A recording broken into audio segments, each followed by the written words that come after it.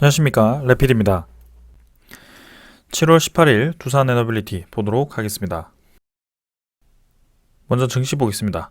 코스피는 1.9% 상승했고요. 코스닥은 1.88% 상승했습니다. 오늘 이제 양증시 모두 좀 큰 폭으로 상승을 해 주었고요. 오랜만에 이제 코스피는 2400선 근처, 코스닥은 800선 근처까지 반등을 좀 해주었습니다. 우리나라 증시뿐만이 아니고 해외 증시 모두 지금 좀 반등을 하고 있는 상황이고요. 며칠째 이제 계속 말씀을 드린 것처럼 이미 증시는 꽤나 이제 많이 떨어진 상황입니다. 그래서 그런 상황에서 지금 상황보다 더 악화될 수 있는 가능성이 있다. 네, 그죠? 어, 정확히 말씀드리면 지금 예상되었던 상황보다 더 악화될 수 있는지에 대한 의문, 그죠? 여기에 대해서 주가가 움직이게 됩니다. 그래서 예상되었다라는 것이 중요하고요. 그 예상된 범위에서 좋게 반전이 되었을 경우 거기서는 다시 주가는 또 반등을 할 수 있습니다. 그래서 결국에는 예상되는 투자자의 심리에 의해서 지금 주가가 올라가고 내려가는 그런 큰 움직임이 보이고 있고요. 실제로 이제 그 상황이 그렇게까지 심각하게 악화되진 않았지만 어, 앞으로 다가올 수 있는 그 상황에 대해서 좀 이제 미리미리 투자자들이 움직이는 경향이 있습니다. 그래서 그런 것들 때문에 증시가 좀 더 과폭으로 좀 하락을 했던 이유기도 하고요. 자, 일단 그래서 지금 이 상황을 지켜보았을 때는 인플레이션이 계속 이제 높은 물가를 유지를 하고 있고 그 소비자 물가 상승률도 계속 이제 높게 유지가 되고 있습니다. 근데 이제 기대 인플레이션 지수가 미국에서부터 지금 떨어지기 시작했다는 점이 이제 인플레이션 지수도 피크를 찍고 서서 이제 떨어지기 시작하겠구나라는 그런 또 기대감이 들어가는 것입니다. 그래서 금리 인상으로 인해서 증시 그런 위험 자산으로부터 좀 돈이 빠지는 것과 그 다음에 그 금리 인상을 진행하는 그 상황이 인플레이션이 계속 지속될 것이다. 이런 것들에 대한 우려감이 있었지만 그런 기대 인플레이션에 대한 지수가 좀 떨어지고 그다음에 금리 인상 폭도 거기에 맞춰서 조금 줄어들 수도 있다. 뭐 아직까지는 자이언트 스텝 혹은 뭐 1% 얘기가 나오지만 이제 하반기 그리고 내년으로 갈수록 그 인플레이션은 잡힐 것이다라는 그런 기대감이 있습니다. 그래서 그런 것들에 의해서 지금 주가가 좀 위로 올라갔다가 떨어졌다가 계속 반복을 좀 하고 있는 상황이고요. 여기서 이제 변수가 된다면 코로나가 이제 변수가 될 수 있습니다. 그래서 이제 인플레이션이 조금 고점을 찍고 떨어지는 와중에 금리 인상을 계속해서 이미 이제 시중의 돈을 좀 빨아들이는 체제가 완성이 되었는데 이 코로나라는 질병이 우리의 예상보다 좀 크게 경제를 괴롭힌다면 또 이제 거리두기와 같은 그런 방역 체제가 또다시 부활을 한다면 또 경기 침체가 더 심화될 수도 있기 때문에 그때는 이제 또 좋지 않은 상황으로 진행될 수 있습니다. 그래서 그런 것들에 대한 이 변수가 좀 있긴 하지만 전체적으로 보았을 때는 이제는 좀 내릴 만큼 내렸기 때문에 그런 주가에 대한 저가 매입이죠. 네. 반등할 수 있는 그런 충분한 구간이기 때문에 이렇게 매수 유입이 좀 들어올 수 있다라고 보여집니다. 그래서 한 가지 예를 들면은 지금 외국인 투자자에 대한 수급이 오늘 6,200억이 들어왔단 말이죠. 그리고 어제도 들어왔고 그죠, 금요일이죠. 금요일과 목요일에도 매수를 들어오면서 지금 3일 연속 외국인 투자자에 대한 매수가 들어왔습니다. 그래서 확실히 7월 달 들어서 지금 외국인 투자자에 대한 그런 수급이 좀 바뀌기 시작했고요. 이때까지만 하더라도 좀 매도 물량이 많았는데 지금 7월 초부터 해가지고는 매도를 지금 적극적으로 하지 않고 좀 7월 중순부터 옵션 만기일이 끝나고부터 매수가 좀 본격적으로 들어오기 시작했습니다. 그래서 확실히 지금 수급에 대한 반전이 좀 보여지고 있는 상황이고요. 그동안 이제 외국인 투자자가 우리나라 증시에서 계속 이제 빠져나갔던 이유 중에 하나는 그런 불확실한 상황, 그 다음에 고환율, 그죠? 고환율, 그 다음에 우리나라 경제 그 펀더멘털상 이 금리 인상이 가파르게 진행되었을 경우 다가올 수 있는 경기 침체 가속화입니다. 그래서 이런 것들에 대해서 좀 이제 미리미리 좀 빠져나가는 움직임이었는데 그런 상황이 좀 완화될 것이다라는 예상이 되었는지 이런 식으로 외국인 투자자가 매수가 들어오기 시작했고요. 오늘 이제 반도체 종목들이 그리고 뭐 메타버스, 디지털 플랫폼 관련 종목들이 좀 올라가는 것을 확실히 보았습니다. 그래서 그동안 좀 많이 눌려졌던 그런 종목 위주로 반등이 들어오는 모습이었고요. 일봉상으로도 지금 21선 위로 양봉을 밀어 넣으면서 드디어 이제 우리가 원하는 그런 횡보 그림이 좀 만들어지기 시작했습니다. 그래서 큰 하락 이후에 나올 수 있는 그런 횡보 흐름은 이때도 이제 잘 보여주었고요. 21선을 돌파했다라고 해서 그대로 이제 V자로 올라간다라기보다는 지금은 이런 상황을 좀 만들어갈 가능성도 충분히 있습니다. 그래서 아직까지는 이제 기대 심리, 그 다음에 그런 위기 관리 그런 것들이 좀 양봉으로 왔다 갔다 하는 그런 움직임이기 때문에 조금 더 시간을 두고 지켜보는 것이 좋을 것 같고요. 분명히 이제 이평선이 모인 지점에서 이렇게 수렴 구간에서 올라가거나 내려가거나 그죠? 이런 과정에서 떨어졌습니다. 근데 이제는 다시 한번 이런 이평선들을 모으는 과정이 분명히 나올 것이고요. 조금 더 V자로 올라가서 이 위에서 모일 수도 있고 뭐 아래에서 모일 수도 있습니다. 하지만 결국에는 이평선이 모이는 구간은 반드시 나올 수밖에 없고 그 이후에 다시 주가가 올라가는지 떨어지는지 결정이 될 것이다 라고 좀 말씀을 드리겠습니다. 근데 확률상으로 보았을 때는 지금 이제 이 고점 대비해서 상당히 이제 많이 떨어진 구간 그리고 이미 나올 만한 악재는 대부분 이제 나온 상황에서 이제 월봉도 이제 양봉이 좀 나왔죠. 그래서 여기서는 오히려 이제 올라갈 가능성이 상당히 있다라고 좀 말씀을 드리고 싶고요. 저번에도 말씀드렸지만 이 추세 라인에서의 하단 라인에 위치를 하기 때문에 고점이 점점 낮아지는 그 추세를 따라가더라도 지금 단계에서는 상당히 낮은 구간에 있다. 그래서 적어도 2400선 이상은 지금 치고 나가주는 그런 그림이 나올 수 있다라고 좀 말씀을 드렸습니다. 그래서 이 2400선을 뭐 넘더라도 크게 의미 있는 지수는 아니고요. 여기서 횡보를 하면서 이제 이 하단 라인을 이 상단 라인을 그어놨던 이 추세 라인을 깨고 이제 61선 위로 이 주가가 치고 나가는지 좀 그런 것들을 살펴보면 될 것 같습니다. 그래서 그런 추세를 읽기 위해서는 좀 더 많은 시간이 필요할 것 같고요. 적어도 이제 하반기에 좀 본격적으로 돌입이 되어야 될 것 같습니다. 그래서 추석 전까지는 이 증시가 이제 반등을 성공할 것인지 그런 것들을 좀 계속 살펴보도록 하고요. 코스닥 지수도 확실히 지금 반등을 좀 했습니다. 최근에 지금 그런 코로나에 대한 확산세로 바이오 종목, 그 다음에 진단키트 종목 위주로 좀 상승이 나왔는데요. 확실히 지금 다른 점은 이전에는 이제 코로나 확산세가 뉴스에 나왔을 때는 진단키트 바이오 종목을 제외하고는 좀 다른 종목들은 이제 그런 경제 악화가 예상되어서 좀 떨어지는 경향이 있었는데요. 지금은 좀 다른 상황입니다. 오히려 이제 떨어지지는 않고 잘 유지를 하면서 어느 정도 이제 저점을 잡았고요. 이미 지금 바이오 진단키트 종목들은 오히려 이제 좀 강하게 올라가는 그런 움직임이죠. 그래서 확실히 선택은 이제 바이오 진단키트가 받긴 했지만 나머지 종목들이 지금 잘 버틴다라는 것은 그만큼 이 코로나가 앞으로 경제 상황에 크게 영향을 주지 않을 것이다라는 이 기대 심리가 좀 반영이 되어 있는 것 같습니다. 그래서 이 코로나가 유행을 하면서 점점 확진자 수가 늘어나더라도 금방 이제 그 사람들이 완치가 되고 그 다음에 중증화율이 계속 낮아진다면 경제에는 크게 문제가 없을 것 같고요. 감기화 되는 거죠, 점점. 그래서 그런 것들은 이제 점점 이제 무뎌질 겁니다. 코로나도 시간이 지날수록. 그래서 우리가 그렇게 뭔가 집중해서 볼 필요는 없지만 그래도 혹시 모르니까 변수가 될 수 있으니까 조금은 경계를 하면서 지켜보자라고 좀 말씀을 드리겠습니다. 자, 그래서 양지수 오늘 기분 좋게 반등을 했고요. 일단 뭐 이번 주는 계속 반등을 이어갈 것인지 아니면 아까 말씀드린 횡보장을 또 만들어 갈 것인지 그런 것들 좀 살펴보면서 대응을 하도록 하고요. 해외 증시는 뭐 이 정도로 마무리했고요. 그 다음에 이제 지수 선물 보겠습니다. 선물은 뭐 미국 증시, 유럽 증시 또 모두 또 큰 폭으로 반등을 하고 있습니다. 1% 이상 반등을 하고 있고요. 지금 흐름은 확실히 좋습니다. 그래서 크게 이변이 없는 한 또 이제 상승으로 시장이 이어질 가능성이 크고요.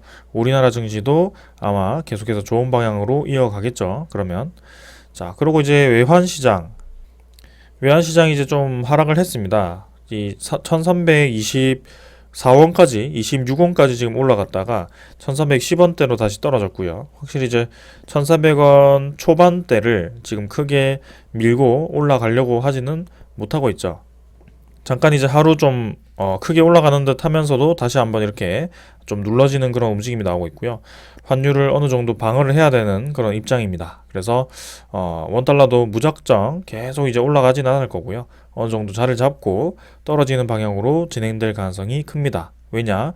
시장이 이제 거기에 대해서 대응을 할 거기 때문이죠. 그래서 항상 이제 고점을 찍고 우리가 기대하는 그 순간에는 이미 이제 그 순간이 지나고 그 다음에 좀 이 시장에 대한 대응이 반영될 가능성이 크기 때문에 우리가 이제 팔면 올라가고 우리가 사면 내려가고 이런 식으로 좀 진행되는 이유 중에 하나입니다. 그래서 그런 템포를 좀 잘 잡으시려고 노력을 해야 될 것 같고요. 뭐 그다음에 10년물 국채금리는 뭐 크게 변화 없었습니다. 2.9%대 계속 유지하고요. 그래서 네, 이런 식으로 계속 시장이 좀 안정을 찾을 때까지는 좀 앞에 이 시장 부분을 길게 하도록 하겠습니다. 자, 오늘 여기까지 하고 종목으로 넘어가도록 하겠습니다. 두산 에너빌리티 보겠습니다. 200원 상승해서 1.15% 상승 마무리했고요. 17,650원으로 마무리했습니다. 오늘 이제 코스피는 한 2% 정도까지 상승을 좀 했는데 두산 에너빌리티는 상승을 크게는 못했던 것 같습니다. 근데 뭐 크게 문제 없다라고 저는 보고 있고요. 시간의 가격은 17,700원으로 마무리했고 네, 거래량 여전히 없었습니다. 일별 거래량을 보시면은 240만 주로 역시 이제 거래량이 지금 많이 죽어 있는 상황이고요. 최근 이제 7월 중순부터 해서 계속 이제 거래량이 죽어 있는 상태입니다. 그래서 500만 주 이상 지금 터지지 못하고 있고 그만큼 지금 매도가 적극적으로 이루어지지 않고 있다라고 좀 보시면 될 것 같습니다. 그래서 우리가 기다리는 그런 거래량이 터질 때까지는 좀 계속 천천히 좀 접근을 해야 될 것 같고요. 지금 사실상 일봉이 크게 뭐 의미가 없다라고 저는 말씀을 드리고 싶습니다. 그래서 구독자분들께서 언제 오르는지가 이제 명확하게 좀 알면 좋겠지만 저는 이제 그런 접근을 하지 말라라고 계속 말씀을 드리고 있습니다. 이 주식 투자에 있어서 주식 주가를 예상하기 시작하면은 그건 이제 투자가 아니고 약간 뭐라고 할까요? 트레이딩 관념이기 때문에 트레이딩도 어느 정도 뭐 투자이긴 하지만 그런 기술적인 분석 혹은 뭐 그런 패턴 분석을 통해서 좀 철저하게 하시는 분들은 잘 하시겠지만 사실상 이제 그런 것들이 상당히 이제 정신적으로 좀 몰두를 해야 되고 네 그리고 성공할 확률이 그렇게 높지는 않습니다. 네 그래서 이 시장이 흘러가는 그런 원리를 알게 된다면 그런 트레이딩보다는 이런 가치 투자가 좀 더 이제 돈을 벌기에는 유리하다라는 것을 알게 되실 거고요. 그리고 편안하게 투자를 하기 위해서는 네, 이렇게 투자를 좀 하는 게 저는 맞다라고 보고 있습니다. 그래서 지금 두산 에너빌리티를 계속 이제 가치 투자를 하고 있는데요.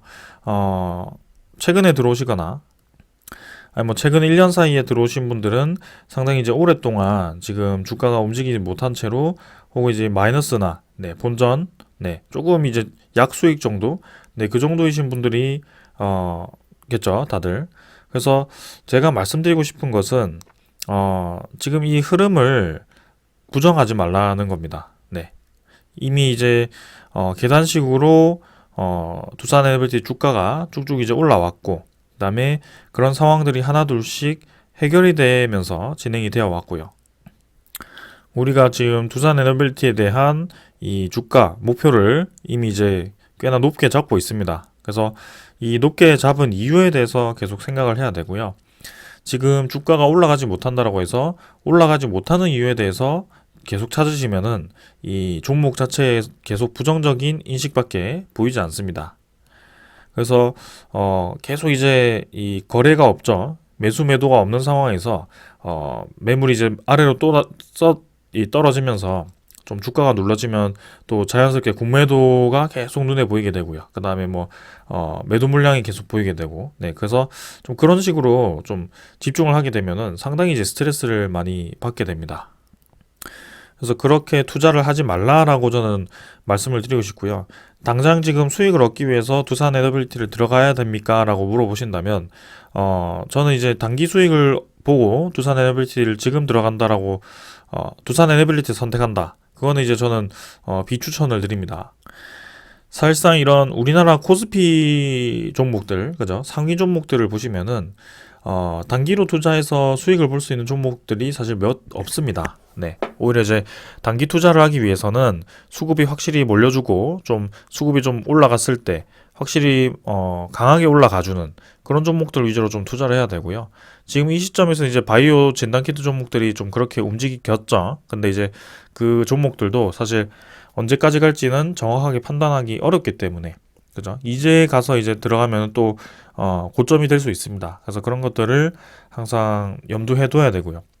그 고점에서 잘못 들어가서 팔고 그 다음에 저점에서 잘못 사서 네, 또 이제 더 내려가고 뭐 그런 식으로 박자를 잘못 맞추면 계속 흔들리게 됩니다. 그래서 우리는 이 무게 중심을 잡고 투자를 하자라고 제가 말씀을 드렸고요. 그 무게 중심은 이 전체적인 추세, 트렌드, 그리고 이 기업에 대한 가치 분석, 네, 그렇게 진행을 하고 있습니다. 그래서 무게를 잡고 지금 지켜보고 있는 상황이고 지금 뭐 요 몇 달간 사실 큰 재미가 없습니다. 네, 이 빨간색 추세선을 그었듯이 고점이 이제 점점 계속 낮아지는 그런 추세가 이어지고 있기 때문에 여러분들이 계속 지칠 거라고 생각을 하고 있습니다. 하지만 이 와중에도 이제 코스피가 상당히 이제 많이 떨어졌었고요. 그리고 코스피가 지금 반등했는데 왜 오늘 하루만 보고 이렇게 두산 에너빌리티 반등을 하지 못했습니까? 라고 물어보신다면 답변을 해드릴 수가 없습니다. 사실상 코스피가 떨어지는 구간에서 이렇게 올라가는 구간은 또 이제 거기에 대해서 그런 논리로 접근을 한다면 설명이 되지 않거든요. 그래서 우리가 집중해서 봐야 되는 거, 그죠? 단기간에 결국에는 이 하락 추세가 21선을 위로 들었다. 그죠? 하락 추세를 끝내고 이런 상승분이 나왔기 때문에 21선의 평균값, 그죠? 최근 20일 동안의 주가 평균값이 이렇게 위로 올라가기 시작했다는 것이고 이렇게 오버슈팅이 있었기 때문에 이런 하락에도 네, 추세가 지금 위로 향하고 있다라고 보셔야 됩니다. 그래서 기술적으로도 분석을 했을 때는 사실상 21선과 이 61선이 점점 모이고 있는 상황이고요. 제가 항상 강조드리는 주가 수렴, 네, 주가 수렴 단계에서 이 변동성이 있다. 그래서 5일선과 61선 그리고 21선이 모이는 지점, 딱 이 음운구름을 통과하는 지점입니다. 그래서 최근 이제 이 1주, 2주 요 정도 사이에 아마 이 구간이 완성이 될 것 같고요. 제일 좋은 건 이제 21선을 타고, 네, 21선을 타고 올라가는 겁니다. 그래서 21선 위로 주가를 좀 밀어주고 21선을 타고 이런 식으로 좀 61선을 돌파를 하면서 같이 치고 나가는 그림, 그런 그림이 가장 좋고요. 항상 이제 하락 추세에서 상승 추세로 돌파를 할 때 만들어가는 전형적인 패턴입니다, 이게. 그래서 여러분들 뭐 바이오 진단키트 종목도 요즘 핫해서 좀 많이 보실 거라고 보지만 이런 그 차트들을 보시면 아마 이런 패턴이 상당히 많이 나와 있을 겁니다. 그래서 아무튼 우리는 그런 패턴을 네, 단기적으로는 좀 기대를 할 수 있을 것 같고요. 지금 이 음운구름, 이 음운대를 좀 이제 돌파를 해서 위로 올라가는 네, 그런 그림을 기다리고 있습니다.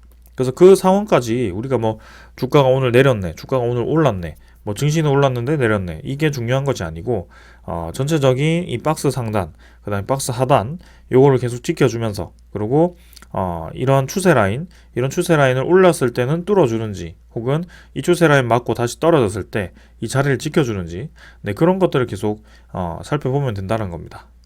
그리고 우리가 최종 목적지 가는데 필요한 그런 소스는 이제 제가 산업에 대한 트렌드로 설명을 드리고 있고요. 산업 트렌드가 지금 이제 확실히 우리 페이스대로 왔습니다. 근데 혹여나 이 산업 트렌드가 갑자기 어떤 뭐 원전 사고라든지 네, 후쿠시마와 같은 그런 원전 사고가 터지면서 네, 다시 이 선회가 되는 것인지, 그죠?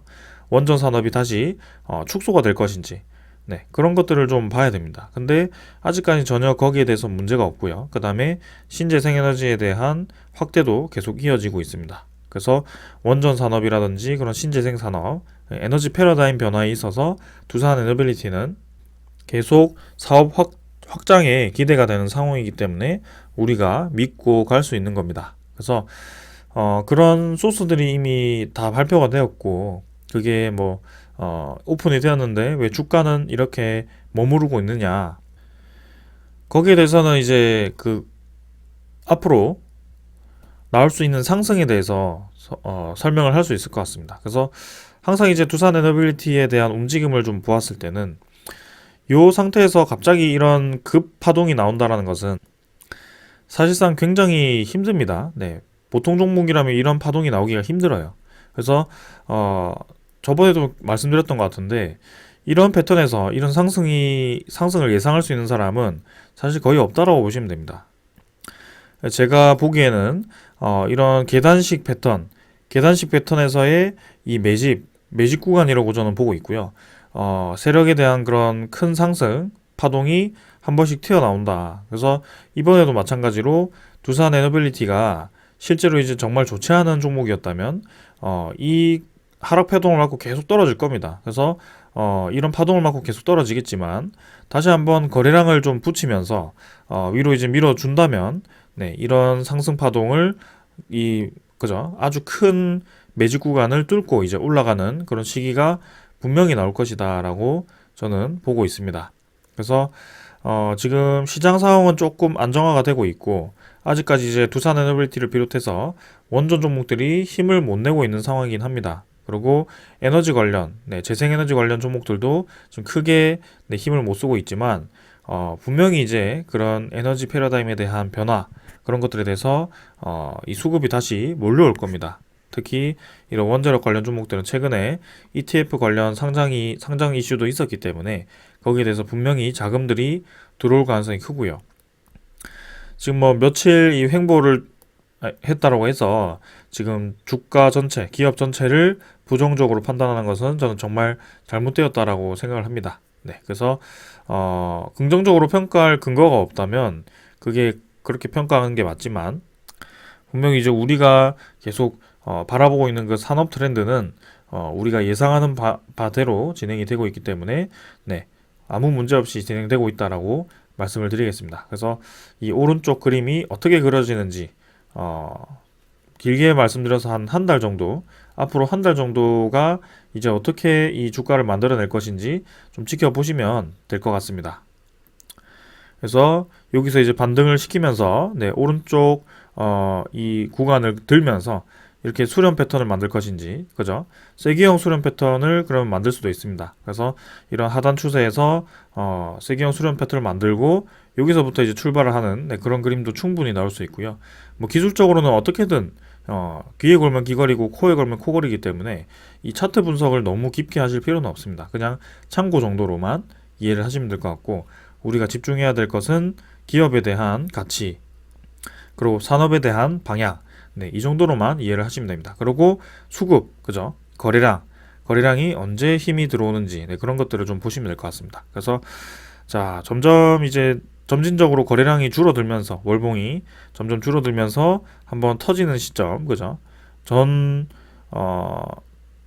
터지는 거래량처럼 이렇게 거래량 한번 실려준다면 분명히 이제 그게 신호탄이 될 수 있거든요. 그래서 그날까지는 우리도 이런 아래 밴드에서 계속 이제 매수를 하는 네, 그런 모습이고 분명히 지루합니다. 네, 지루하지만 저는 이제 앞으로에 대한 그런 상승을 거의 확신을 하고 있기 때문에 지금 굉장히 뭐 크게 타격 없이 그죠? 그렇게 지켜보고 있는 상황이고 이 두산 에너빌리티가 17,000원 이 구간이 이제 여기서 올라갔을 경우에는 향후 5년 동안 올 수 있을까? 네, 그런 생각도 좀 해봅니다. 그래서 이때도 이제 이런 최저점을 찍었을 때 지금 가격대가 이렇게 올 거라고는 아무도 예상을 못했을 거고요. 뭐 유상증자, 신주, 합병 뭐 그런 것들 여러 개 해가지고 주식수가 지금 6억 주 이상이 되긴 했습니다만 결국에는 시가총액이 11조, 12조 사이란 말이죠. 그래서 이 11조, 12조가 사실 두산 에너빌리티에 대한 앞으로 산업, 에너지 트렌드를 다 반영할 만큼 고평가가 되었는가? 그건 절대 아니라고 저는 보고 있습니다. 그래서 그런 평가들을 일단 이전에 원전이 한참 잘 나갈 때, 그죠? 건설 경기가 한참 살아날 때 두산 에너빌리티는 시가총액이 17조까지 올라갔던 경험이 있기 때문에 그때랑 비슷하게 간다라고 했을 때도 상당히 이제 높이 올라가야 되는 상황입니다. 근데 지금 이제 원전 건설뿐만이 아니고 그런 신재생 에너지와 그 다음에 가스터빈, 그 다음에 3D 프린팅과 같은 그런 움직임도 분명히 있고요. 국가적으로 전 세계적으로 지금 그런 산업에 대한 전환을 밀어주고 있는 상황입니다. 그래서 우리나라의 대표하는 그런 에너지 플랜트 제작 기업이기 때문에 국가에 대한 그런 자산으로 지금 자리를 잡고 있고요. 두산 중공업 시절이죠. 거의 망해가는 기업을 이렇게 이제 살려놨습니다. 그래서 거기에 대한 이제 기대감, 앞으로에 대한 미래 반영은 이제 시작이다라고 좀 보시면 될 것 같네요. 천천히 지금처럼 이때까지 버텨온 게 아깝잖아요. 그죠? 그래서 천천히 좀 접근을 하시면 저는 좋을 것 같고요. 분명히 시장은 반등을 하게 되어 있습니다. 그리고 두산 에너빌티와 비롯한 이런 원전 종목들, 에너지 관련 종목들도 분명히 저는 한 템포 지금 수급이 쏠릴 거라고 보고 있습니다. 그때까지는 천천히 좀 보시면 될 것 같고요. 네. 지금 주가가 더 이상 떨어지지 않고 잘 버틴다라는 것도 그 증거 중에 하나라고 저는 말씀드리고 싶습니다. 자, 그 다음에 이제 기관 투자자 수급은 이렇게 뭐 계속 좀 빠져나가고 있는 모습이고요. 그 투자자의 대부분은 이제 금융 투자에서 또 매도 물량이 계속 이어지고 있습니다. 그래서 거래량이 적은 상태에서 이런 매도 물량이 계속 나오다 보니까 주가가 뭐 크게 못 올라간다라고 보시면 될 것 같고, 반대로는 매수 세력도 크게 적극적으로 지금 매수를 하고 있지 않고 있다. 네, 그렇게 보시면 될 것 같습니다. 그래서 적극적으로 매수하는 세력이 붙었을 경우 분명히 크게 올라갈 가능성이 크고, 지금 두산 에너빌티를 비롯해서 그런 종목들이 다 같이 움직일 가능성이 크다. 네, 그때까지는 좀 더 보자라고 말씀드리고 싶고, 오늘 이제 외국인 투자자와 연기금 투자자는 또 매수를 했습니다. 그래서 연기금 투자자가 다시 매수를 이어가고 있다라고 보시면 될 것 같고, 7월 14일 옵션 만기를 끝나고 매수로 또 시작이 되었다. 그래서 추후 이 방향에 대해서 좀 더 봐야 되겠지만 계속 이제 매수하는 방향으로 확실히 가닥을 잡은 것 같고요. 그 홈페이지 상으로 이제 5.5% 정도 이렇게 이제 지분을 유지를 하고 있는데 계속 지분을 늘려간다라는 것은 긍정적으로 볼 수 있을 것 같습니다. 그다음 외국인 투자자도 지금 최근에 이제 매도 물량이 좀 나왔지만 매도 매수를 계속 번갈아 가면서 진행을 하고 있고, 결국에는 지분 총액이 이제 올라가는 그런 방향으로 진행이 되고 있다. 뭐 올라갔다 떨어졌다 하지만 서서 이제 평균적으로 보았을 때는 그 외국인 투자자의 지분이 높아지고 있다라고 보시면 될 것 같고요. 상당히 이제 이 매수할 만한 그런 세력들은 이미 꾸준히 매집을 하고 있다라고 저는 보여집니다. 그래서 분명히 이제 그 매집을 하는 이유가 있을 거고, 그죠? 장기간에 이 기업에 대해서 매수를 하는 이유가 있을 거고, 그 매수를 적극적으로 하지 않고 거래량을 주고 있는 채로 계속 낮은 가격에서 주워 담는 그런 움직임입니다. 그래서 목적이 달성되었을 경우에는 분명히 거래가 터지면서 위로 한번 쭉 올릴 가능성이 충분히 있다라고 말씀드리겠습니다. 자, 그 다음은 이제 공매도 잔고고요. 공매도 잔고 1거래량도 거의 뭐 다 줄어들었습니다. 그래서 15만 주 정도 수준이고, 1 공매도 잔고도 이제 뭐 크게 변화가 없죠. 그래서 더 이상 이제 EWR에 대한 그런 이슈도 없고, 지금 신주 상장은 7월 20일 날 되는데 이틀 뒤에 진행이 되는데 그때까지는 뭐 이 공매도 잔고가 크게 감소하진 않겠지만 실제로 이제 늘어나지도 않습니다. 그래서 7월 20일에 이제 뭐 500만 주 정도가 상장이 되면서 이제 공매도 잔고가 그만큼 줄어들지 그런 것들도 한번 살펴보면 좋을 것 같고요. 나오는 대로 바로 공유를 드리겠습니다. 그 다음은 이제 종목 상세 대차잔고를 한번 보겠습니다. 자, 대차잔고는 오늘은 뭐 크게 변화 없었습니다. 체결도 그렇고 상환도 그렇고 크게 변화 없었고, 상환이 조금 많았지만 뭐 3,330만 주 수준, 그래서 3,300만 주대에서 계속 대차 잔고도 유지가 되고 있습니다. 그래서 공매도 잔고, 대차 잔고 뭐 크게 변화 없는 상황이고, 7월 20일 정도에 그때 이제 대차 잔고와 공매도 잔고가 움직이는지 한번 보면 될 것 같습니다. 자, 그 다음에 이제 외국인 추적 물량 대비해서 외국인 당일 물량은 15만 주 플러스로 되었고, 조금 줄어들었지만 그래도 매수가 이어졌습니다. 그래서 어제도 그렇고 오늘도 매수했고, 결국에는 10.12%로 지분은 또 증가를 했습니다. 그래서 추후에 이 옵션 만기 이후에 다시 외국인 투자자가 계속 매수를 이어가는지 그런 것들 한번 살펴보면 될 것 같고요. 특히 계속 이 외국인 투자자가 들어왔다 나갔다 하는 그 중심에는 JP 모간이 있습니다. 그래서 이 JP 모간이 어떤 의도를 가지고 계속 이렇게 매매를 하는지 모르겠지만 확실히 전체적으로는 이 물량을 좀 늘려가는 방향으로 진행이 되고 있다라고 이해를 하시면 되겠습니다. 자, 그래서 수급도 지금 크게 문제가 없고요. 수급이 좀 적긴 하지만 확실히 이제 그 수급이 증가하는 그 때가 분명히 올 수밖에 없다라는 것을 여러분들도 아실 겁니다. 그래서 그때까지 이렇게 천천히 접근을 하면 좋을 것 같고요. 그래서 이 정도로 두산 에너빌리티 오늘은 다 봤습니다. 그 다음에 이제 소식들 좀 전해드려야겠죠. 그래서 먼저 전해드릴 소식은 K텍소노미가 이제 원전에 원래는 포함이 추진된다, 그죠? 포함할 것을 고려를 하고 있다라고 얘기가 나왔었는데 이제는 포함을 거의 확정을 했죠. 그래서 환경부에서 오는 9월까지 이 K텍소노미에 원전을 포함을 시키겠다라고 밝혔다라고 합니다. 그래서 환경부 장관이 직접 밝혔다라는 내용이기 때문에 신빙성이 있고요. 그래서 2030년까지 국가 온실가스 감축 목표를 이제 지키되 이제 원전을 활용해서 확보한 탄소 배출 여유분으로 목표를 이제 달성을 할 것이다라고 얘기를 했습니다. 그래서 KT엑소노미 이제 원전이 포함이 된다면 이제 그런 그린 펀드에 조성된 그런 금액들이 원전 사업에 들어갈 수 있고요. EU도 마찬가지입니다. 그래서 EU 원전도 마찬가지로 그렇게 그린 텍소노미에 포함이 되어서 이제 그린 펀드가 자금이 유입이 될 수 있고요. 그래서 분명히 이제 뭐 조건부 승인이긴 하지만 그런 이제 폐기물, 핵폐기물에 대한 처리, 처분 시설이라든지 그런 처분 방법을 확고히 해야만 이제 EU에서는 그게 텍소노미로서 좀 의미를 둘 수 있지만 분명히 이제 이 세계적인 이 인식이 원전에 대한 인식이 바뀌었다라는 것을 의미합니다.